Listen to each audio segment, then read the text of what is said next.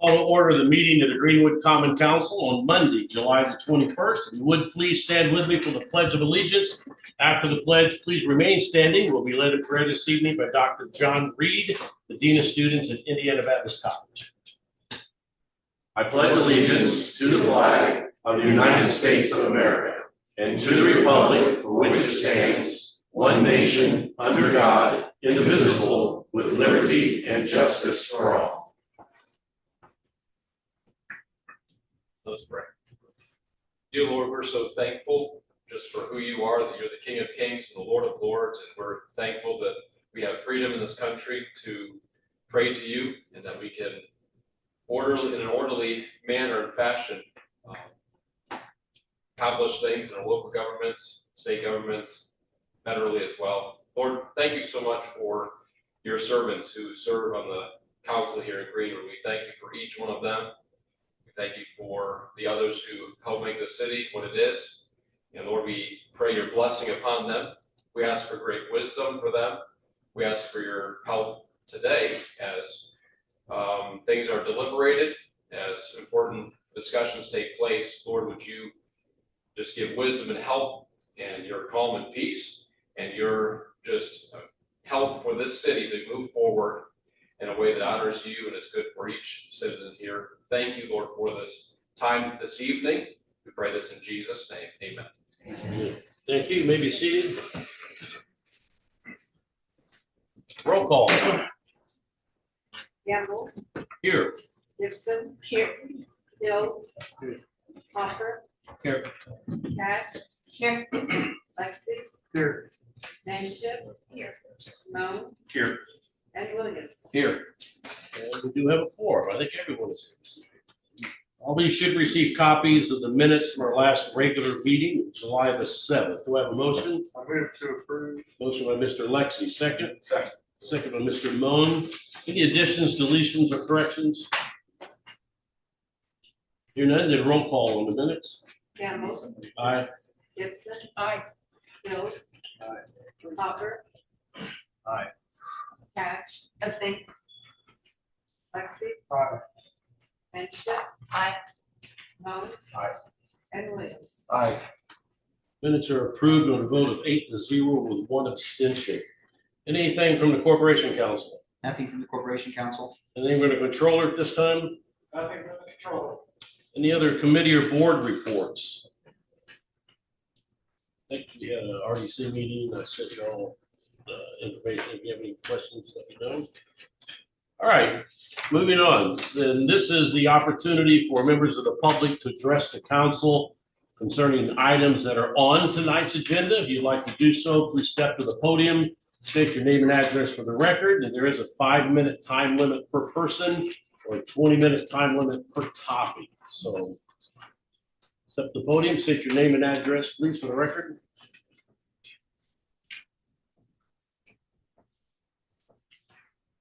Good evening, my name's Nick Welch, and I live at 2301 Springtime Road in Greenwood. And I came here this evening with a couple of other neighbors to see if we could get some help from the city regarding a no parking sign on. I'm sorry, is this on tonight's agenda? I thought it was. No, I don't believe it is.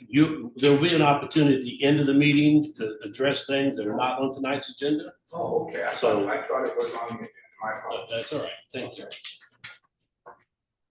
Anyone wishing to speak to the council concerning items that are on tonight's agenda?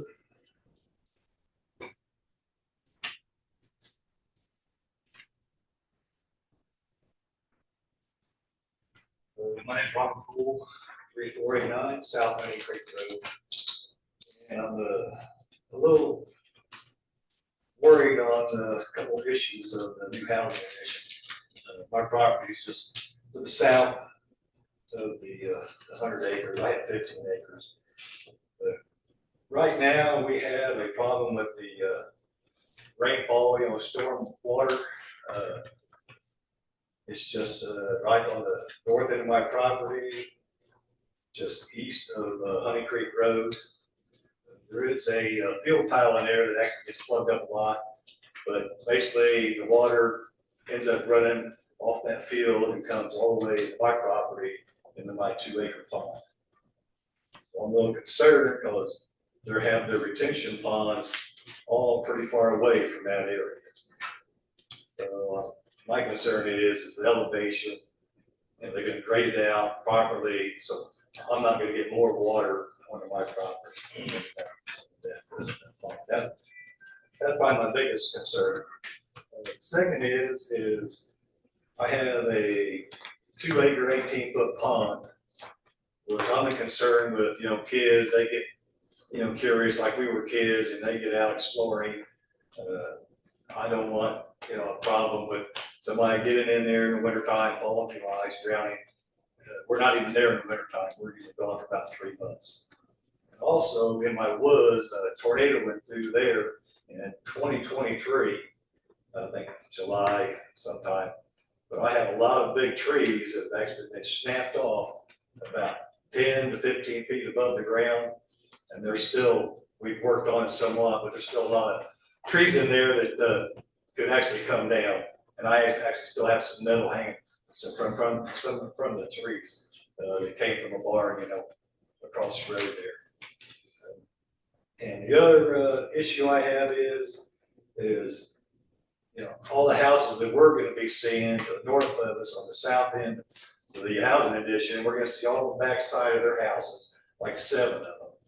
And are they going to be, do they have a covenants where they can do different privacy fences? Can they do outbuildings?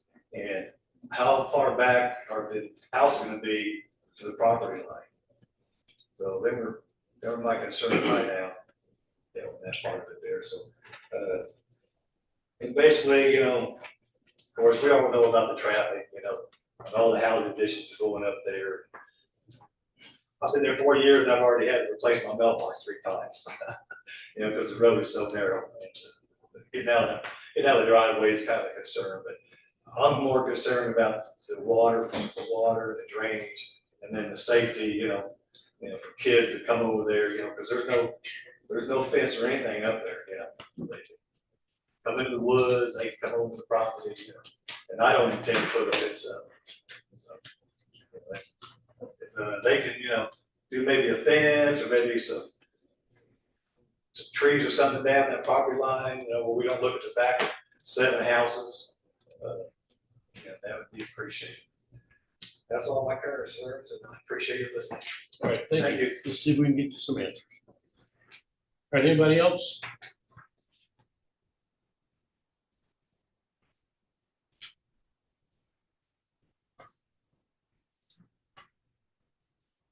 My name's Alan Mathena, address 6072 North, 125 West, Whiteland. And we are on the east side of the proposed subdivision, so we'd be on the 125 West side. So the improvements that were made, we see that the zoning density sizes increased on the west side. The only thing we'd ask is that the zoning on the east side be the same as zoning on the west side. So residential large on both sides instead of just one.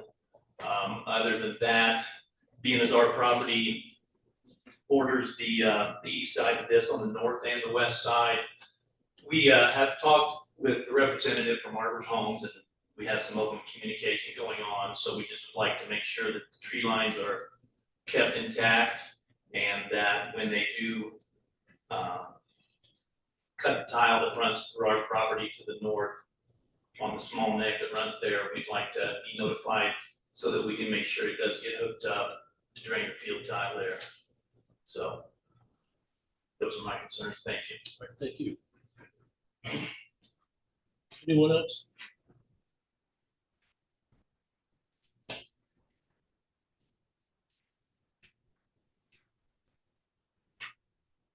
Good evening, my name is Michael V. Eisen. I live at 2925 South Honey Creek Road. That's north of the proposed development. And you've heard me testify before regarding the development of this property. I just want to reiterate that the neighborhood is currently large estate type homes, large lot homes. And as we've mentioned previously, it it's our hope that Greenwood Common Council would share our vision of large residential, high-end homes. And so I would repeat Mr. Mathena's comment that we would like to see, residential large. One observation I had relative to the developer's statements at your last meeting and at the Area Plan Commission, they referenced the residential large standard at 70 feet wide, and that's my review of the ordinance or the standard is at 75. And I think I said 70, 75. I'm sure that the building office will make sure that happens, but I just wanted to clarify that we're looking at large lot, and we would prefer to see the whole area that way. Drainage in the area is always impacted by this kind of development.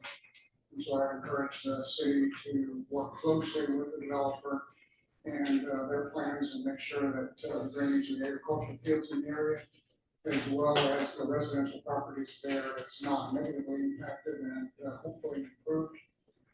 And so we appreciate your consideration of the appropriate and proper development of this area.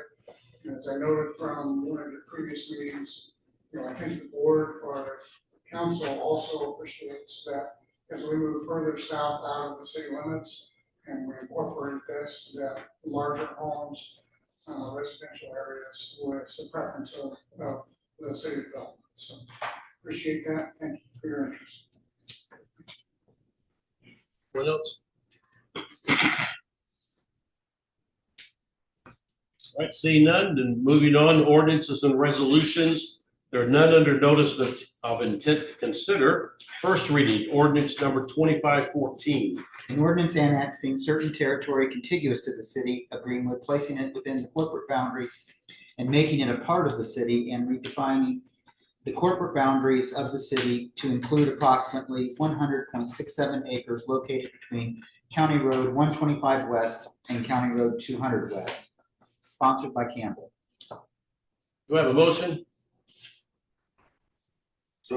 Motion by Mr. Lexi, second by Mr. Hopper.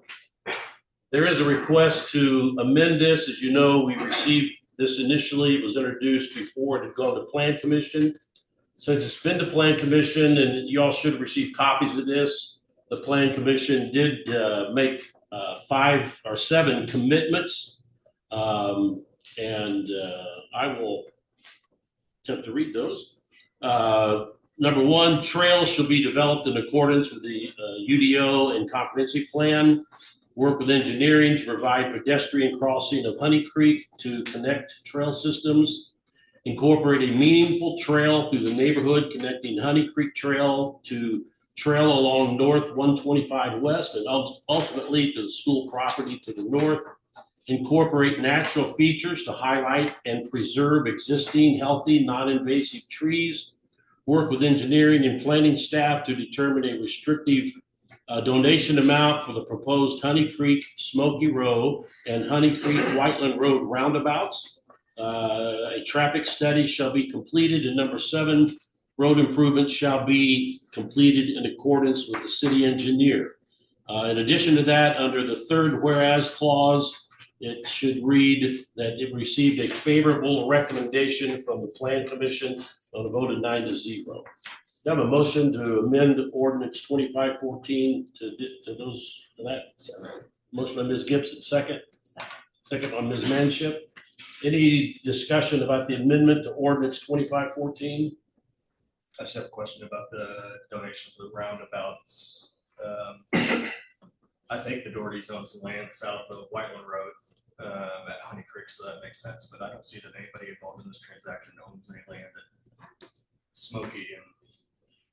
Sure, so I worked with our engineering department on proposing these commitments. And what they base these numbers on for these 2 roundabouts are the traffic study. So the traffic study would determine how many users, how many cars are going to each of these intersections. So if it is a very small number of cars that the traffic study says would be going to that intersection, the restricted donation that we'd be seeking or looking for would be less. But our traffic engineers did feel like both of those intersections would be impacted by traffic from this subdivision. So was the donation a land donation? Is that what we're Oh, looking for? no, it is a financial, it's a financial donation to, they're not going to be developing the roundabout. We would have that in a restrictive fund that we would use for that specific roundabout. All right, any other questions about the amendment to ordinance 2514? Hearing none, then roll call on the amendment to ordinance 2514. Campbell, Aye. Gibson. Aye. Hill. Aye. Hopper. Aye. Cash. Aye. Lexi. Aye. Manship. Aye. Moan. Aye. And Williams. Aye. Ordinance 2514 is amended on a vote of 9-0. So I can talk to us about this? Mr. Campbell, you did a very good job of summarizing the plan commission meeting. It was a favorable recommendation, 9-0, with the commitments that Mr. Campbell read for all of us. I really have nothing else to add. Staff is also favorable of this annexation, and I'm here for any questions, as well as the petitioner who is also here. Can you talk about drainage? Mr. Poole brought that up. Sure, so at this stage, we really don't have the details to really assess the drainage for this site. That would happen primarily during the primary plat, where we look at a lot of the initial drainage plans. And then we would also look at that even further during the site plan and secondary plat. We also have an outside review consultant who specializes in that, and they would review that alongside of us. They would not be allowed to discharge more water than they are currently discharging today. It's actually likely going to improve the situation out there, as there are certain standards in our stormwater technical manual, which if we have further questions on that, Chris Jones is actually here tonight with stormwater, and he could dive into the weeds there. But I do think it will improve the situation, or at the very least, they would not be allowed to make it worse. All right, any other questions? I have a question. Do you know if there's any plans in the future to widen that road, knowing that all these neighborhoods are coming in on both sides of the neighborhood, and it's only one way each direction? Sure, so there, road improvements would be required. We do have, when land is annexed into the city and is developed along the roadway, we have different county line road options that they can elect to do to improve the road. Along with that, engineering would most likely look for XL and decel lanes into the subdivision. That way, if someone's slowing down to get into the subdivision, they have a dedicated lane and they're not causing an accident or a backup on the road. But I can't fully go into the details since we haven't gotten to that point yet. But we do have road improvements that the developer would be working with engineering on along Hunt Creek. All right, any other questions? One last one, okay, I'm doing this from memory, from the presentation at the last meeting, and I'm not seeing it on here, but it seemed like there was some mention about a tree line remaining along one of the boundaries, but I mean, you don't necessarily have to pull that up. Am I correct in that memory? So one of the commitments they made that we just amended is about preserving Right. the trees that are there. Okay, so that, because I know that you went through it first. Yeah. So they do have some trees on the south side. I don't think those trees extend the full south property line. But they have trees along the south side they were planning to preserve, which was also a commitment, but they had actually volunteered that. And then kind of in the middle of the site between the RL and RM, there was already a natural tree line that we were keeping. And then on the north side of the site, more of the north east side of the site, there was another area that they're preserving with more of a public common area space. Along with that, they would be required to put in street trees and other landscaping for the homes.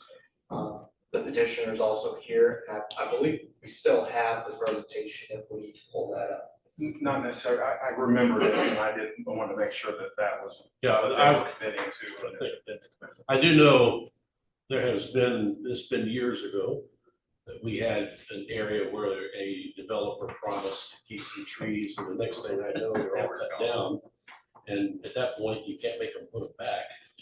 They did plant some new trees, but it's not the same. So I do think we ought to keep an eye on that. We as somebody on the city staff.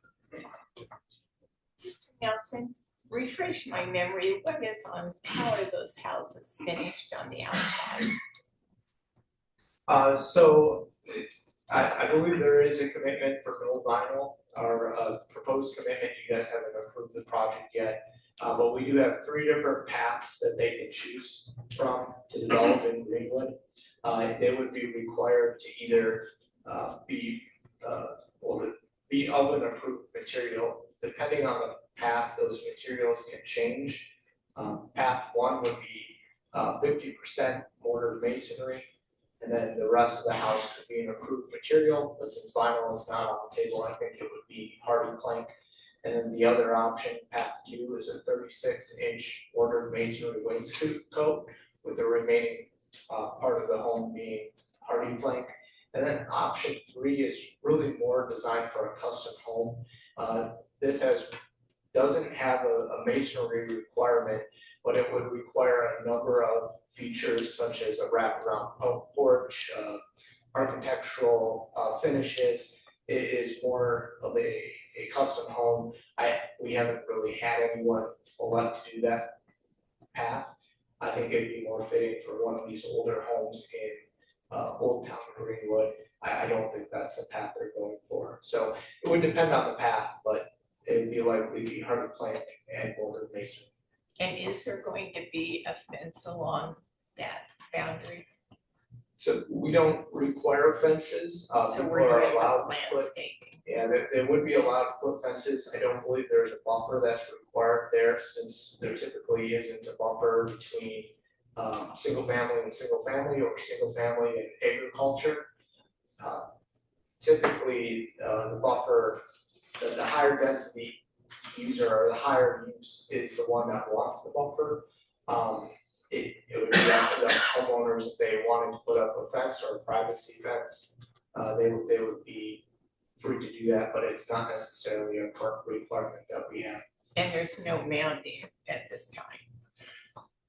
No, not at this time. If they were adjacent to commercial or industrial, there would be mounting requirements, but single family next to single family or next to agriculture, we typically would not buffer or propose a buffer yard. But the only one I think that might be useful to have a buffer for is Mr. Poole. I think the rest of them all have trees, the natural tree line that they said they were going to keep. Well, I'm just thinking, since those are more the estate homes, that we do need to be. Well, as I look at the map, this is really the only one that is affected. The trees block everything else. There's actually an open space north of the church, but it's a church, so I'm not sure they're going to complain about having to look at houses. The rest of them all has a natural tree line around.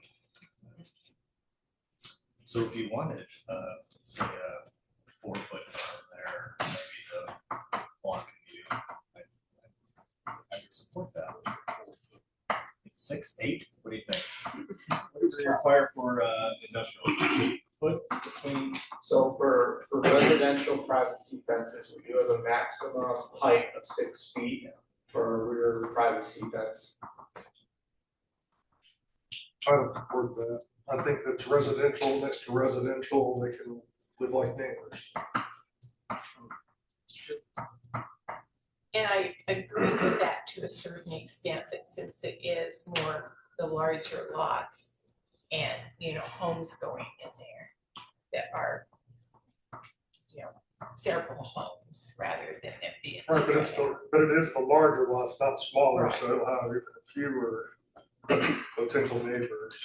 I just think it's residential versus next to residential, and it's more neighborly to not have berms and big walls or fences between residential and residential. So it's not required by the city. Any further questions or discussion? I would say I sympathize with the fact that he has trees and a pond back there. So as a young man, I would probably partake of the trees in the pond myself if I were a kid. So No, there's nothing stopping Mr. Poole from building a fence. that's true, but why should he have to have the expense of doing that when we're putting houses in here? Is kind of my thoughts. What's anybody else think? Asking for opinions.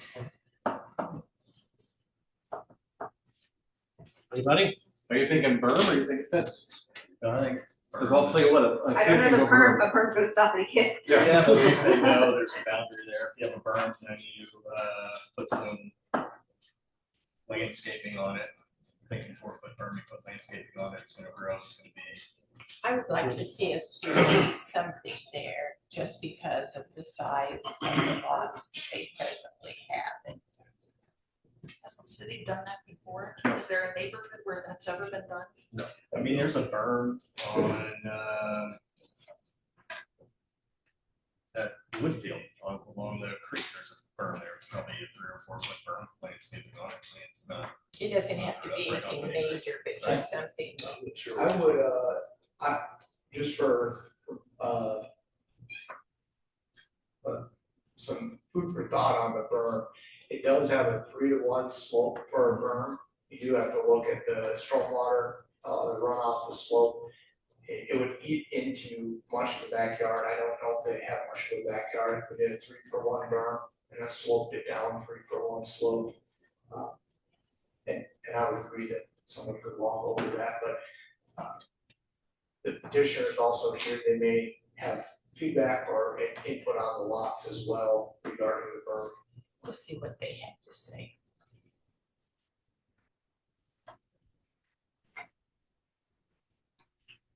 Good evening, Tony Brigado with Harbor Homes. I did have a presentation, but if you think you all know by now, I don't have to run through it, just want to get into details. I do have a handout, so maybe if you saw the site plan, it might be helpful. See that in front of you? Sure, I think it's helpful. That'd be fun.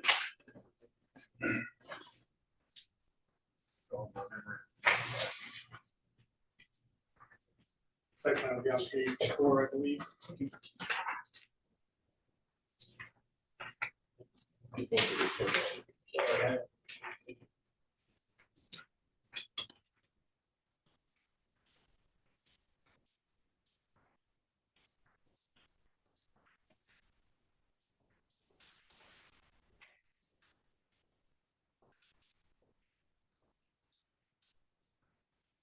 I do know we have required fence. That's gonna be my question, is Mr. Poole rather have a natural line or would you rather? So yeah, I think on page 4, you'll see the concept plan. The area in question is at the south, west of the site. There's about 6-7 homes that are outside that tree line. And as Gabe was saying, we put in the berm. The minimum setback in the RL is 25 feet, so some of these homes are gonna be right at that minimum 25. There wouldn't be room for a berm. We can consider, fence in that gap area, make sure it's uniform. We wouldn't probably go make it 6 feet, but something could be like 4 feet and have a uniform look. We can do that to accommodate that, for that area, with that opening, to address that. And then we'd also write the CC norms that has to stay uniform, so the homeowner could change it and make it look different to address that issue. I mean, I don't even mind if it's a natural barrier, you're putting trees back on the block that 10 years from now are gonna grow and be big enough. I would agree with that. It doesn't have to be anything major, just. I think his idea on the fence is it doesn't eat up as much of the lots. Yeah. Some of these lots are pretty skinny. The very southwest lot doesn't have very much room at all between the property line and where the house would. If a tree line is sufficient in other areas, what about just planting trees? But Dave thinks the tree will take up too much space. But let's take that first house, for example, on the cul-de-sac there to the south. What are we looking at? How much backyard do they have? Well, we'll have to have 25 at least. I don't know without that here. Yeah, we're gonna have utilities put in everything. And we can look at putting trees, we'll put them in easement, and unfortunately, just sometimes the homeowners will have something on title that'll say that stay there, but sometimes future homeowners after the Yeah. first buyer, they don't always read those documents and still sometimes cut them down, but we'll have a record of it. If we need to do that, we can accommodate that with an easement as well. Water preservation. I can live with trees or a fence, it's not a burn. I prefer not a dance. So I'll make that motion. All right, we have a motion by Mr. Hopper to amend ordinance 2514 to add a tree line on the southwest section of the property. Is that correct? Yep. And a second by Ms. Gibson. Any discussion on the ordinance or the amendment to ordinance 2514? I have a question. Is there something that can be put on the deed that says that there are trees there that are meant to stay? So the commitments will be recorded in the chain of title with this annexation and zone map change. So those would be available in the chain of title. Also, if this is put on as a tree preservation easement or a tree maintenance easement, it would be on the plat, and they would have a copy of that, or they should have a copy of it at the time that they would purchase their home, and future home ownership would be. So we able would to have see a that as tracking well. record of that too. But I do agree with Tony, not everyone reads those documents, cares about those documents. Until there's a problem. That's what they cut them down. All right, any further discussion on the amendment to ordinance 2514? Right, roll call on the amendment to ordinance 2514. Gibson. Aye. Hill. Aye. Hopper. Aye. Cash. Aye. Lexi. Aye. Manship. Aye. Moan. Aye. Williams. Aye. And Campbell. Aye. Ordinance 2514 is amended a second time on a vote of 9-0. Any further discussion, ordinance 2514 as amended? Any questions? Hearing none, then roll call. First reading, ordinance 2514. Hill. Aye. Hopper. Aye. Cash. Aye. Lexi. Aye. Manship. Aye. Moan. Aye. Williams. Aye. Campbell. Aye. And Gibson. Aye. Ordinance 2514 as amended is passed, first reading 9-0. Thank you. Second reading, ordinance 2515. An ordinance to amend the stormwater management ordinance regarding erosion and sediment control permits for land disturbance on individual lots of less than 1 acre, sponsored by Hopper. Do I have a motion? Motion by Ms. Gibson, second by Mr. Hopper.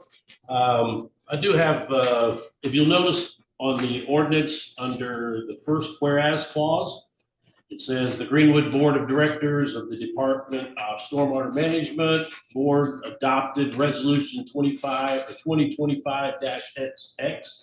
That should read 25 or 2025-03.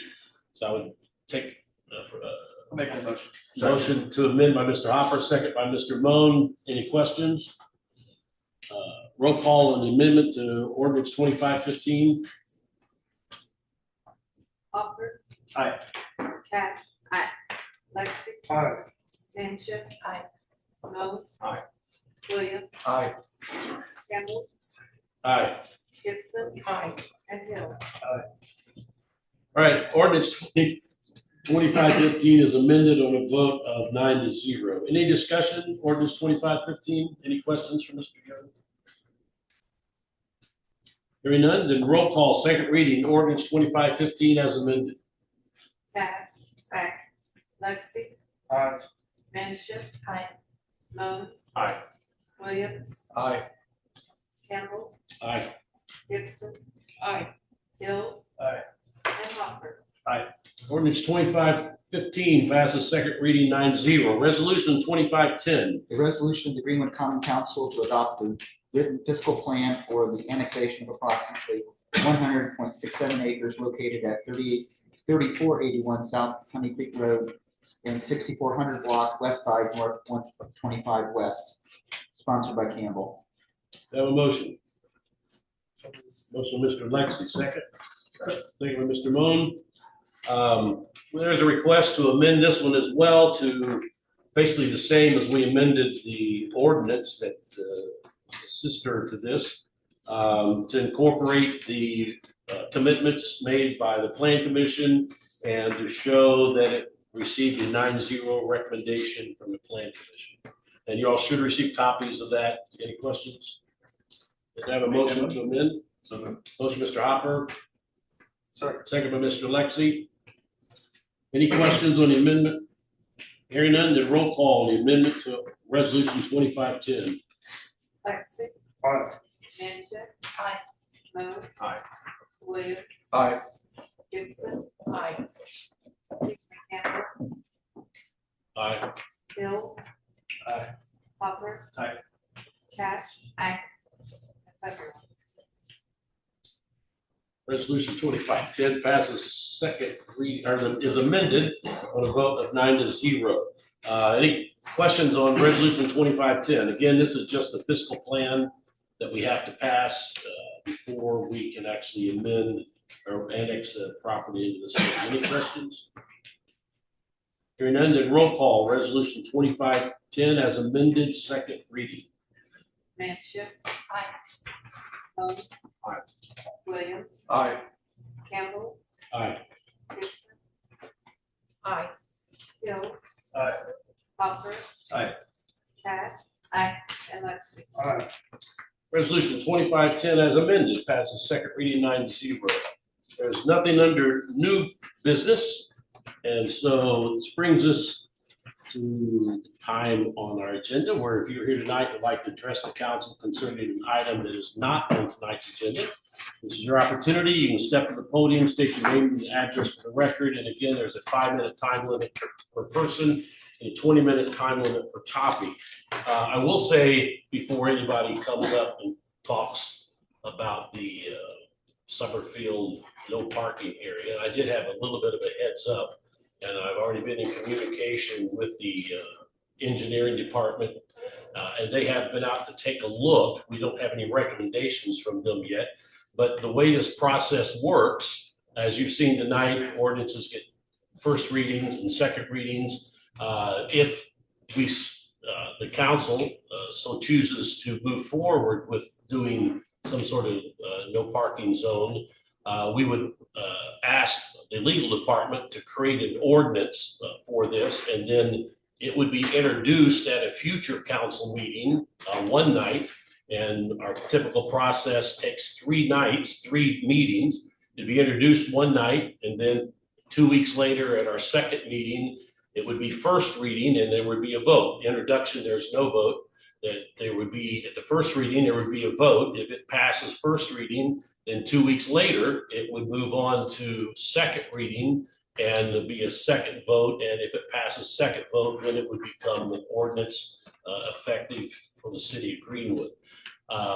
During that process, there is time to make presentations and to talk about, and at that time, kind of you have all the time you want as opposed to tonight where your time is limited.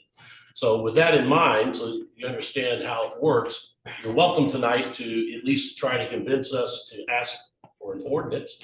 So if anybody would like to talk to the council tonight, whether it's about the no parking zone or any other issue that's not on tonight's agenda, please step to the podium and state your name and address for the record.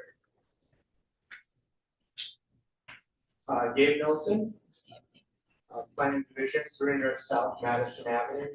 I'm just here tonight. Thank you guys who reached out about the interviews that we're trying to schedule with all of you for the Unified Development Ordinance update. If that date doesn't work for you and you need another time, please reach out to me. We can try to schedule something virtually. I also wanted to remind you guys and encourage you guys to attend the Unified Development Community Meeting that will be happening later that night on July 29th. The time is 6 p.m., goes till 7:30. There'll be a brief welcome where we'll talk about the purpose of the Unified Development Ordinance. After that, it'll be followed by a short presentation, about 10 minutes. After the presentation, we're going to try and break into small groups where we're going to discuss different types of development, where those development patterns are appropriate in Greenwood. And we're also gonna talk about the scale of development. We're really gonna be looking at house scale or single building scale development versus block scale development, where we want to see these, how we see our ordinance pursuing these goals that we've set out with the comprehensive plan.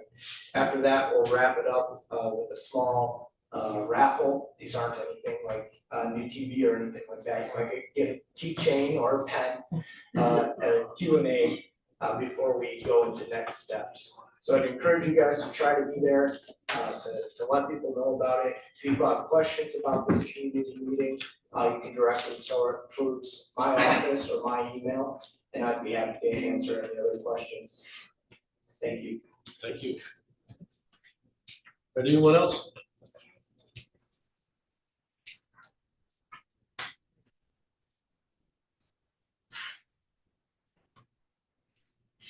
My name's Nick Welch. I live at 2301 Springtime Road.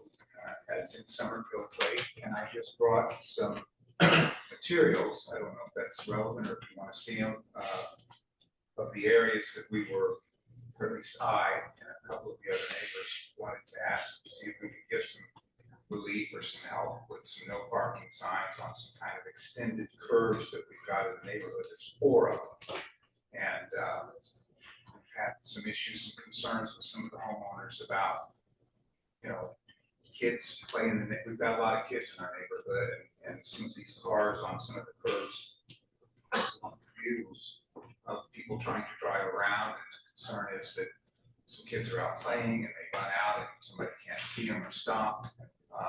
One of the owners had told me that he'd seen the school bus having trouble getting around some of these, one of these particular curves, and it probably applies to all of them. So I have a plat and I have a photo, would you care to see it? Yeah, if you've got enough copies for all of us and a copy for the clerk. I've got copies, I don't quite have enough, I've got enough to share, like if everybody had Okay, 2 people saw one. give one to the clerk and then you can spread them out here in the council. Got enough, I think, I can share, that's bad, let's go that way.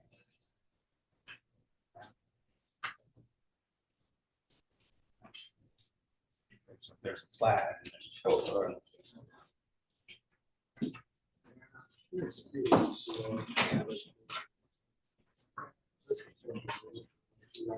Just a reminder, you do have a 5-minute time. I understand, I've got one pretty much down.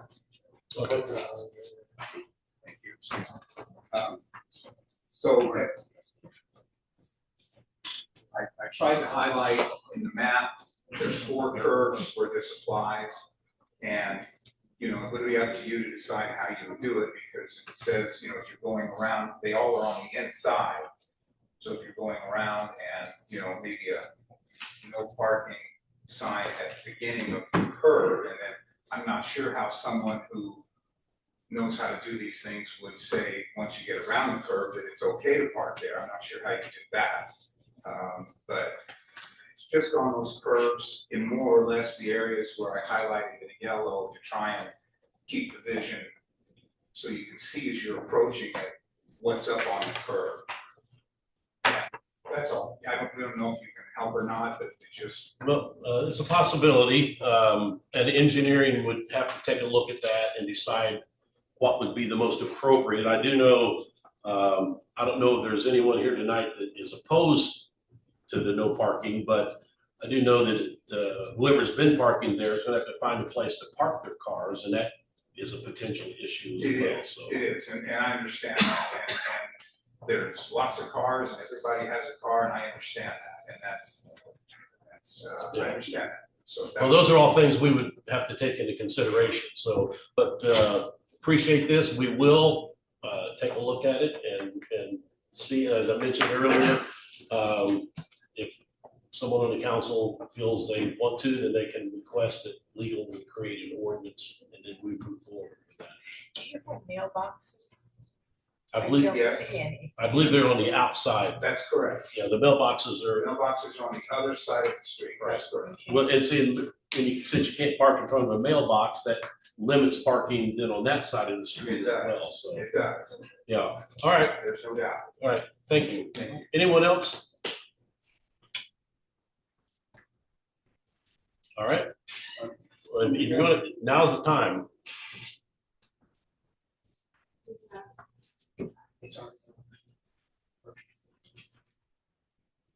Okay, I'm sorry, I don't know how to use it. Can you do the PowerPoint for me? Oh, I'm so sorry, are you doing it? No, they're doing it, I'm so sorry. Amy, please. Yes. Okay,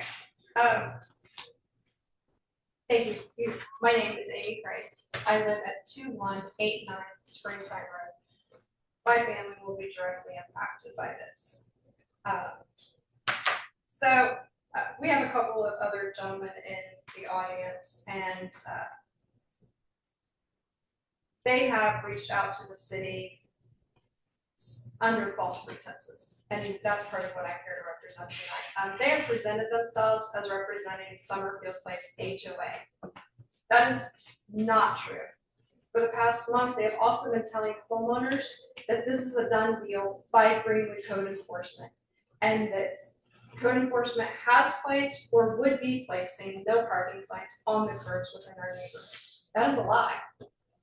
As you can see on the June 19th HOA meetings reported by Ms. Tantiana Marcy Narwhal, Mr. Von Versek, who's in the audience here, reported that Code Enforcement put up signs of no parking on the curbs. That is a lie. Those signs are not there. On the next slide, in her June HOA newsletter, Ms. Narwhal advertised that Code Enforcement is to put up signs of no parking on the curbs as a safety precaution.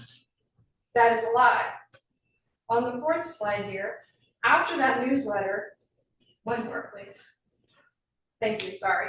After that newsletter was shared in the HOA's Facebook group, Mr. Von Versek assured outraged homeowners this was not done by the HOA, and Mr. Paris clarified, signs are going up at the curbs where parking is not allowed by the city.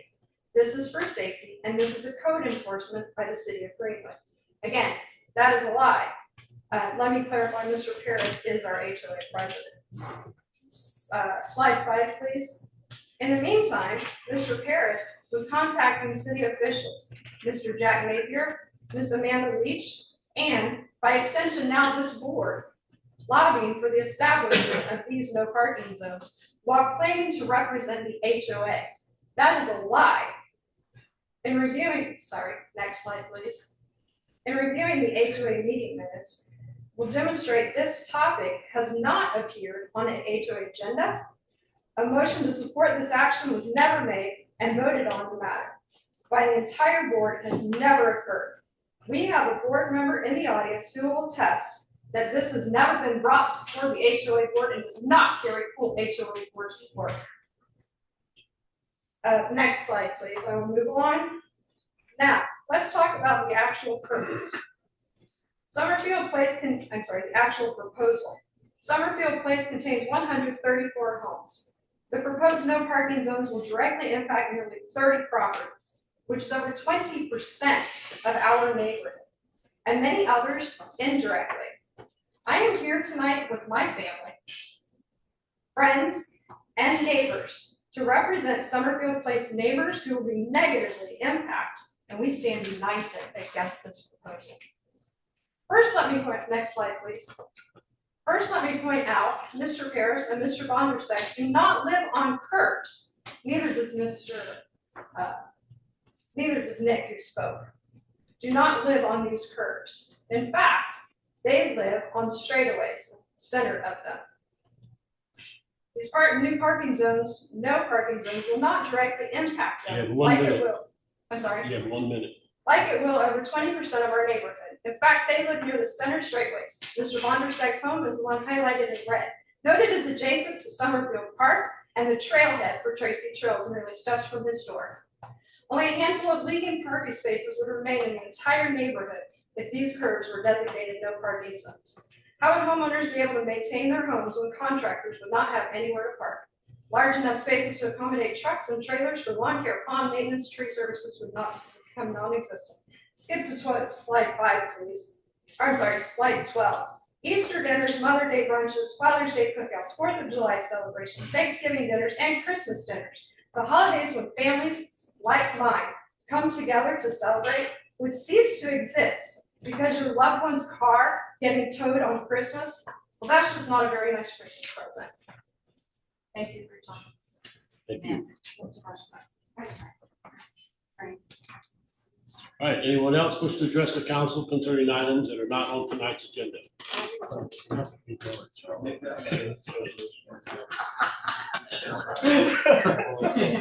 All right.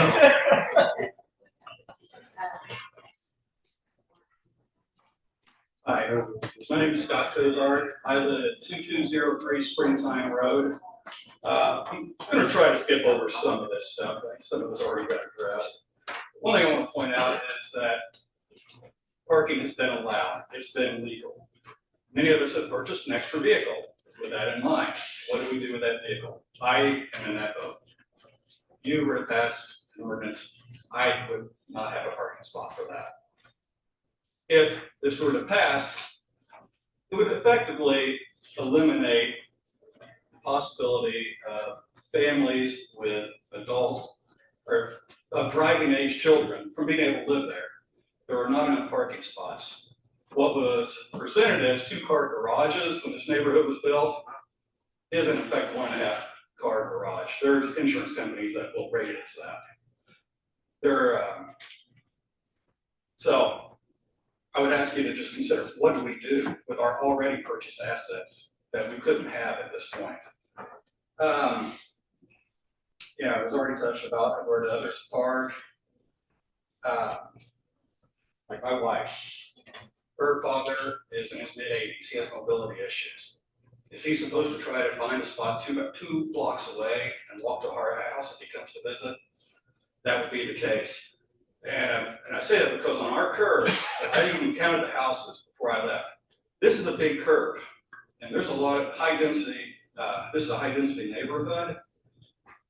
On our curve alone, 9 houses would absolutely be directly impacted. So you're talking about a group of 9 houses that is going to have parking eliminated. And as you mentioned, they were talking about one side. Mailboxes are on the other side. That entire section would have no parking on either side. I think a little bit of background is helpful here too. Summerfield Place was approved by the city and developed in the late 1990s as a 0 lot line neighborhood. It's my understanding, I don't think you guys even approve those anymore. I think I'm correct on that. I think I'm also correct that if you looked at that plus our lot sizes, there's numerous lots just slightly over 6,000 feet. I don't think that is sufficient in today's world. As far as the city's concerned, I mentioned that because it does create a very high density. And that density creates an awkward layout. And a lot of it has to do with mailboxes. Pretty much through the entire neighborhood, for the most part, on one side of the street, there is no parking due to mailboxes. Last night, my wife and I got home at about 7:50. We drove through the neighborhood. We counted 51 cars parked on the street. So you think about it. If you were to allocate 1 car per lot, and just assume that each lot, each car would just belong to 1 lot only. That's 38% of the lots in the neighborhood that had a car. Street parking is an absolute must in that neighborhood. So when you eliminate basically one side of the street already due to mailboxes, and 38% of the houses need street parking, parking spots are at premium already.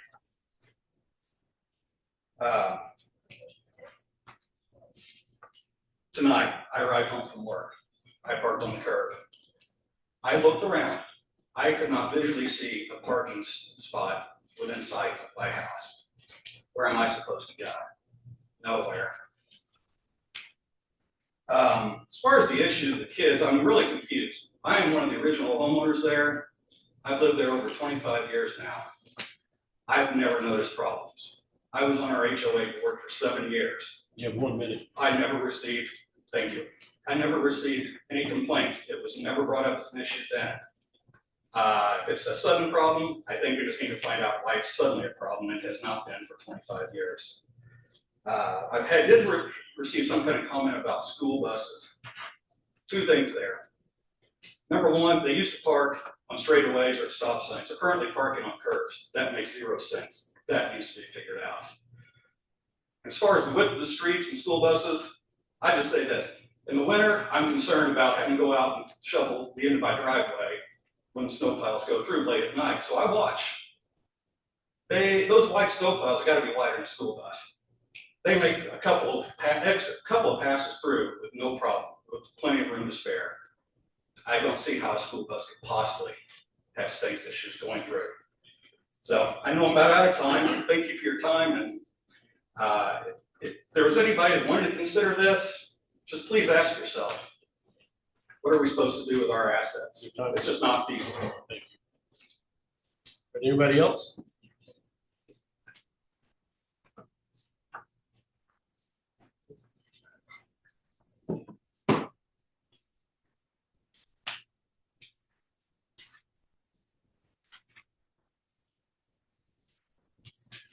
Council members, my name is Stanley Dalton Crane. I live at 2189 Springtime Road, Summerfield Place.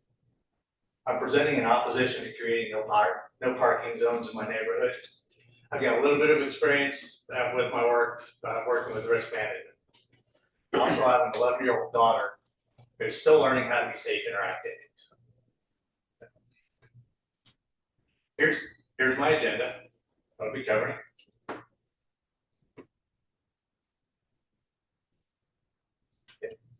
I'm going to start with images of each curve that's under consideration for no parking zones. The image on the left shows my home with the house icon on it, so you can see I'm in the middle of the turn. The other picture is a street view showing the approaches to the curve. As you can tell, some days it's busier than others, as noted on the bottom picture. The following 3 slides are going to show the other curves that are also under consideration.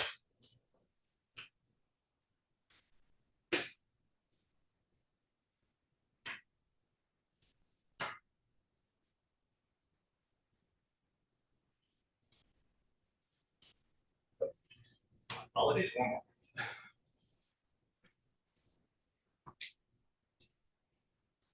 So if no parking zones are created, they will raise some new safety concerns. First, restricting parking will not reduce the number of vehicles in the neighborhood.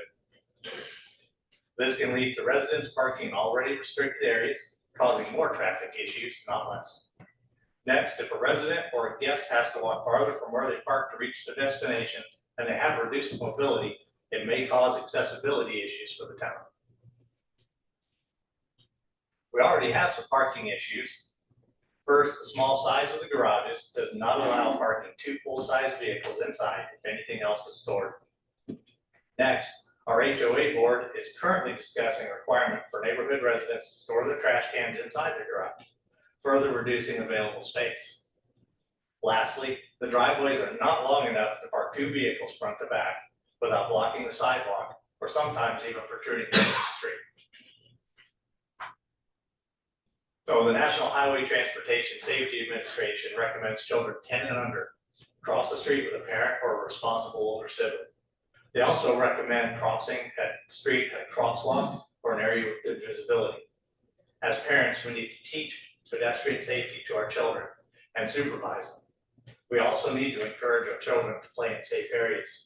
Our neighborhood is adjacent to Greenfield Summerfield Park and Tracy Trail, which provide nearby safe areas for play.